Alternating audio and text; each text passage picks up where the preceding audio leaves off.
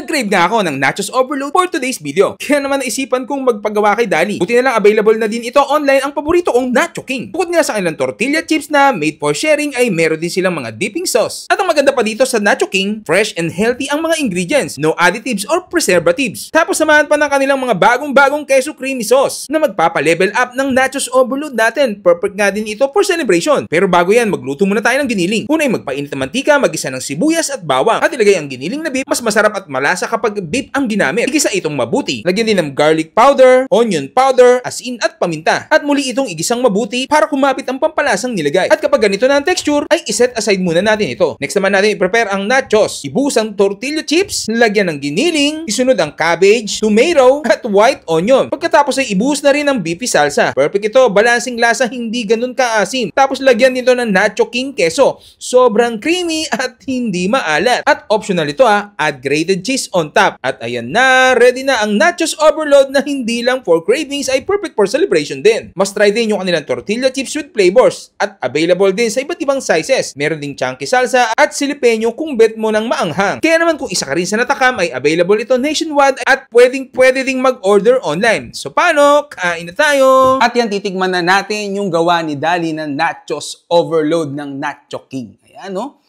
Perfect to sa celebration. Kasi tingnan nyo naman, overload. Yan, no additives or preservatives. At ito pa, hindi yan chichirya. Hindi yan junk foods. Kasi nga, healthy yan. So may mga sausawan tayo dito tulad nitong salsa. Ayan. Tapos nilagyan din natin yan ng cheese. Yan, yung bago nilang produkto. At kung gusto nyo naman na maanghang, silipenyo. At marami rin silang variant. Ayan. So bago natin tikman to, pray muna tayo. Salamat po sa mga biyaya ito. Pakibas-basan po sa pangalan po ni Jesus. Amen. Yan. Tikman na natin. Pero bago yan, masarap yung kasama ng soda. Yun. Yan. Kuha na tayo. Nachos overload. Kuha na natin. Daming cheese yan, no? Tapos yung salsa nandito sa likuran niya. Ayan. Kuha natin.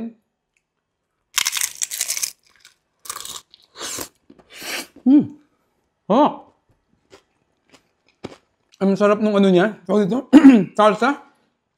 At ang maganda dito, kahit kanina pa to ano pa rin siya, crunchy pa rin.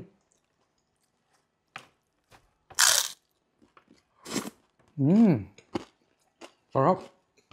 Tayo bago. Dapat. Ayun, no?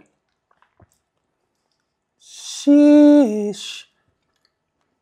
Overloading, no?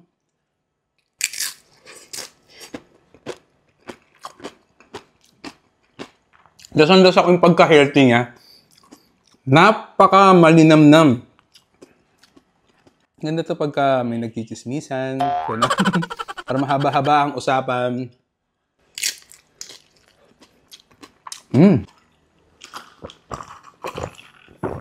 So, sasabayan natin ng malamig na soda.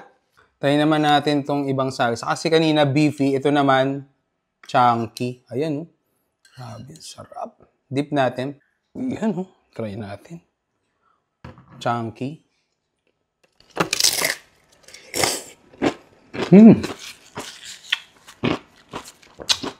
Nasim-asim siya konti na malinamnam pa rin. At ito yung kanilang bago na queso creamy sauce. Ayun, ito pa lang itself, grabe.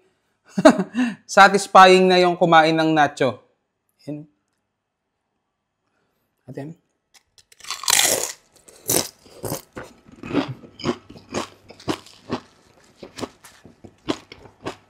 Para sa akin, ito ang number 1 na cheese na natikman ko na ipe-perfect sa nacho. Sarap. Pwede rin siya sa mga ibang lutuin, hindi lang dito. Kundi sa pasta, sa fries, pwede siyang i-partner. Pero dito, perfectly blend. Ayan. Ayan. Overload.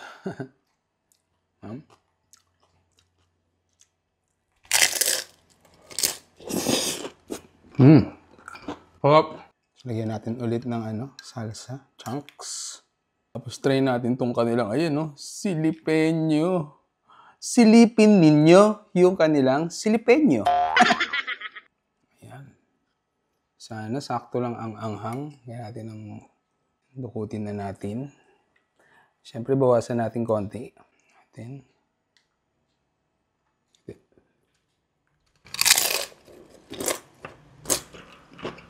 Pang commercial. Sarap. Tapos sodang. So, meron din silang white corn tortilla chip. Yan. Ninyo. Ganyan siya. Try natin. Lagay lang tayo konti. Ayan. Try natin. Ito.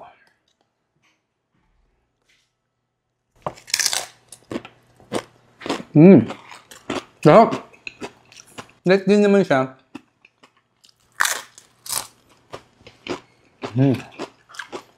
Try din natin ng cheese. Yan.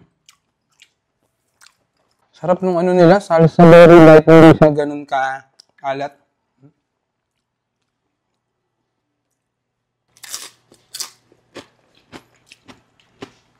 Perfect talaga ito pang ano. Chismisan. Okay, mga celebration. Napaparami kayo ng kain. So, paano? Mag-chismisan na kami. Habang kumakain ng Nacho King. Bye-bye. Nag-crave nga ako ng Nachos Overload for today's video. Kaya naman naisipan kong magpagawa kay Dali. Buti na lang available na din ito online ang paborito kong Nacho King. Bukod nga sa kanilang tortilla chips na made for sharing ay meron din silang mga dipping sauce. At ang maganda pa dito sa Nacho King, fresh and healthy ang mga ingredients, no additives or preservatives. Tapos samahan pa ng kanilang mga bagong queso creamy sauce na magpapa-level up ng Nachos Overload natin. Perfect nga din ito for celebration. Pero bago yan, magluto muna tayo ng giniling. Una ay magpainit ng mantika, magisa ng sibuyas at bawang. At ilagay ang giniling na beef. Mas masarap at malasa kapag beef ang ginamit. Igisa itong mabuti. Lagyan din ng garlic powder, onion powder, asin at paminta. At muli itong igisang mabuti para kumapit ang pampalasang nilagay. At kapag ganito na ang texture, ay iset aside muna natin ito. Next naman natin i-prepare ang nachos. Ibuhos ang tortilla chips, lagyan ng giniling, isunod ang cabbage, tomato, at white onion. Pagkatapos ay ibuhos na rin ang beefy salsa. Perfect ito, balancing lasa, hindi ganun kaasim. Tapos lagyan nito ng Nacho King queso. Sobrang creamy at hindi maalat. At optional ito add grated cheese on top. At ayan na, ready na ang Nachos Overload na hindi lang for cravings ay perfect for celebration din. Must try din yung kanilang tortilla chips with flavors at available din sa iba't ibang sizes. Meron ding chunky salsa at silipenyo kung bet mo ng maanghang. Kaya naman kung isa ka rin sa natakam ay available ito nationwide at pwede ding mag-order online. So paano? Kain na tayo! At yan, titigman na natin yung gawa ni Dali ng Nachos Overload ng Nacho King. Ayan, no?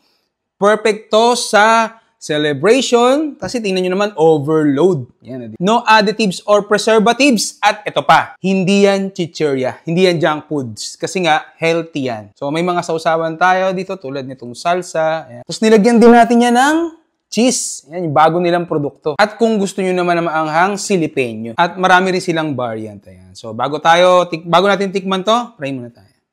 Salamat po sa mga biyaya ito. Pakibas-basan po sa pangalan po ni Jesus. Amen. Yan. Muna natin. Pero bago yan, masarap yan kasama ng